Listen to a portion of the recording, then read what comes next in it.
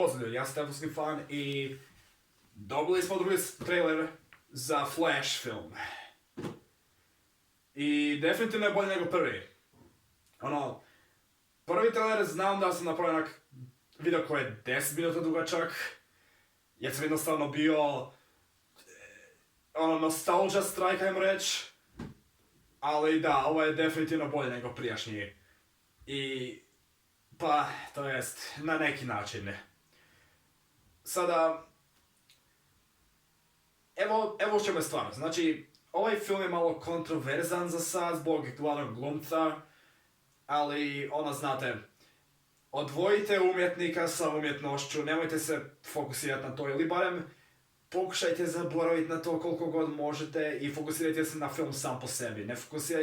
Ne fokusirajte se na osobu koja ima veze sa filmom. Uglavnom počnemo pričati o traileru. Znači, ovo je nekim dijelom samo par scena koje smo već vidjeli u prvom, sa nekim scenama koje nismo vidjeli prije. Sada, Flash sam po sebi nije mnogo u ovom Flash traileru i opet to je zbog kontroverznosti sa glavnim glumcem, ali sve scene koje su prikazali zapravo izgledaju poprilično dobro i mislim da neće biti nekakvih problema sa Flashem u filmu, jer Flash je samo lik, nije glumac, okej? Opet, odvojite glumce od lika, fokusirajte se na lika, ne na glumca, okej? Ali da, ne izgleda loše, ali definitivno njegovo djelo iz Zack Snyderove Lige Pravde, to je Liga Pravde Zacka Snydera, izgledalo bolje, ali ovo djelo izgleda okej, ajmo reći. Sada, najveći problem u ovom traileru je to što za ovaj Flash film, ovaj trailer ima mnogo Batmana u sebi.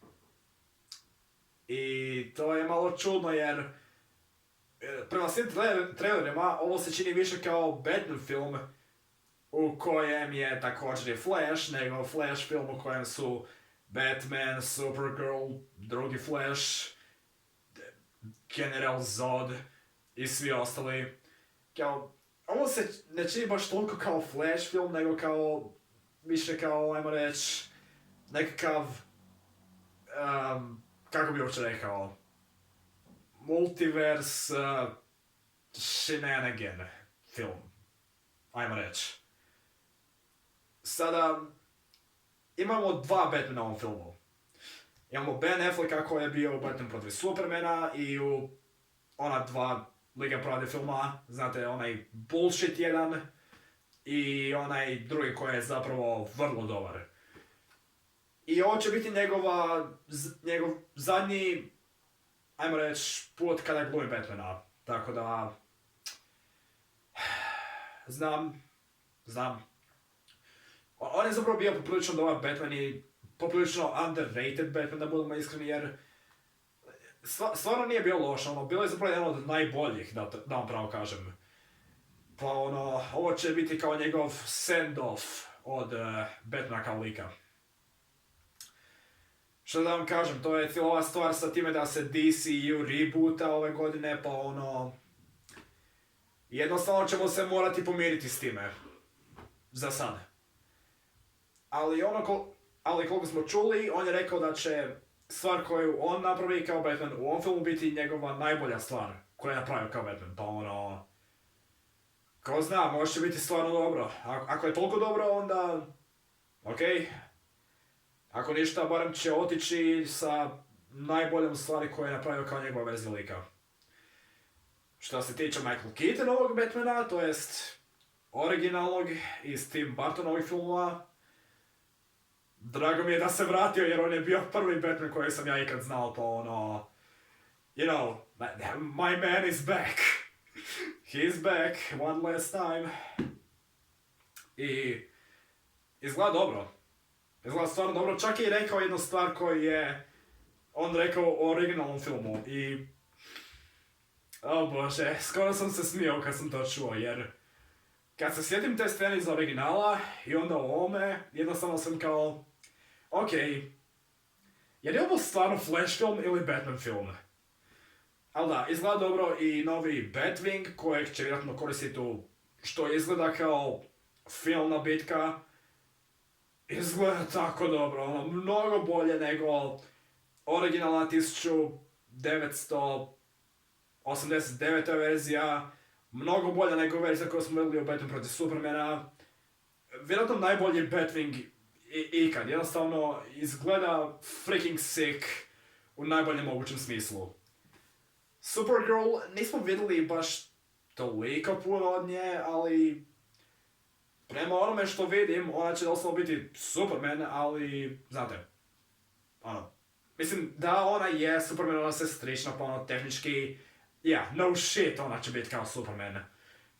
Ali da, očito je da je ona tu zato što je ovo messed up timeline i Superman više, njega više nema, jer, pa, opet zbog reboota, Henry Cavill se neće vratiti kao Superman, što znači da je ona full space scena u Black Adamu bila za ništa. Sada nisam gledao taj film, ali da, svi su bili hajpani kad su vidjeli njega jer ono kao vratio se, dobit ćemo novi Superman film sa Henry Cavillom i sad se to neće dogoditi. Jer Flash je sada službeno zadnji film u DCU i prvi film DCU-a. Pa, tehnički, ovo je i dalje treba biti DCEU, ali neki ljudi kažu da će ovo zapravo biti prvi DCU film, tako da malo je glupo za objasniti. I malo kontroverzno, pa ne znam, da ovdje uopće treba pokušati. Bitke izgledaju sjajno, ovaj cijeli trailer ima mnogo stila, za razliku od Marvelovih filmova u današnje vrijeme. Sorry, ali moram jednostavno to reći jer ozbiljno koji vrag oni rade.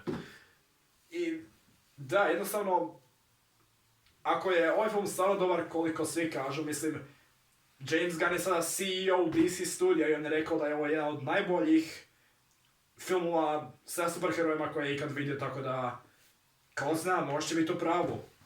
Čak i Tom Cruise već vidio ovaj film i rekao da je sjajan, tako da James Gunn kaže da je ovo sjajno, Tom Cruise kaže da je ovo sjajno.